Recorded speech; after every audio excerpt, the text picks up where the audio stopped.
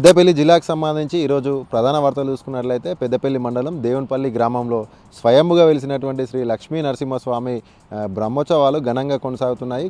బ్రహ్మోత్సవాల్లో భాగంగా ఈ నెల 12వ తేదీ నుండి ఈ నేటి వరకు కూడా బ్రహ్మోత్సవాలు అయితే అత్యంత ఘనంగా నిర్వహించారు నిర్వాహకులు. దీంట్లో భాగంగా నేడు రథోత్సవం కన్నుల పండుగగా నిర్వహించారు ఆలయ అధికారులు.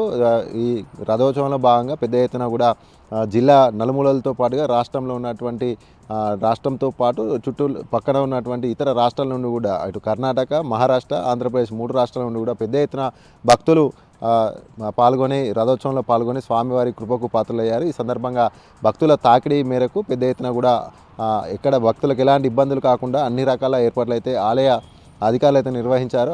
అదే కాకుండా భక్తులకు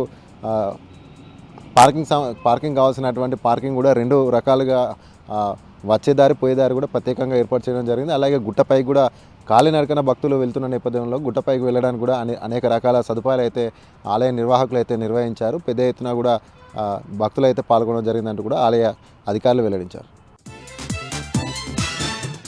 అలాగే మరొక ప్రధాన వార్త చూసుకున్నట్లయితే సింగరేణి వారసత్వ ఉద్యోగాల నియామకాల్లో భాగంగా మార్పేర్లతో ఉన్నటువంటి డిపెండెంట్ల యొక్క సమస్యలు వెంటనే పరిష్కరించాలంటూ కూడా డిపెండెంట్ అంతా కూడా గోదావరికని ప్రధాన చౌరస్తా వద్ద ఆందోళన నిర్వహించారు. ఈ సందర్భంగా వారు మాట్లాడుతూ అనేక కార్మిక సంఘాలు గుర్తింపు సంఘాలుగా ఎన్నికల సమయంలో హామీలు ఇచ్చి కూడా ఇప్పటివరకు కూడా ఏ ఒక్క కార్మిక సంఘం కూడా మార్పేట్ల సమస్యను అయితే పరిష్కరించలేదంటూ కూడా వారు ఆవేదన వ్యక్తం చేశారు. సింగరేణి వ్యాప్తంగా కూడా 400 మంది డిపెండెంట్లు మార్పేర్లతో ఉన్నటువంటి వారు ఇప్పటికి కూడా వారసత్వ ఉద్యోగాలు పొందకుండా అనేక ఇబ్బందులు ఎదుర్కొంటామంటూ కూడా వారు ఆవేదన వ్యక్తం చేశారు. వెంటనే రేపు జరిగేటువంటి ఈ నెల 28వ తారీఖున జరిగేటువంటి స్ట్రక్చరల్ మీటింగ్లో కూడా ఈ మార్పేర్ల సమస్యను ప్రధాన అంశంగా పెట్టాలంటూ కూడా వారు డిమాండ్ చేశారు. వెంటనే ఈ 28వ తారీఖున జరిగేటువంటి స్ట్రక్చర్ మీటింగ్లో గుర్తింపు సంఘంగా ఉన్నటువంటి ఏఐటీసీ కావచ్చు, అలాగే ప్రాతినిధ్య సంఘంగా ఉన్నటువంటి ఐఎన్టీసీ కావచ్చు, 2 యూనియన్లు కూడా ఖచ్చితంగా 28వ తేదీన జరిగేటువంటి స్ట్రక్చరల్ మీటింగ్లో మార్పేళ్ల సమస్యను ప్రధాన అంశంగా పెట్టి వెంటనే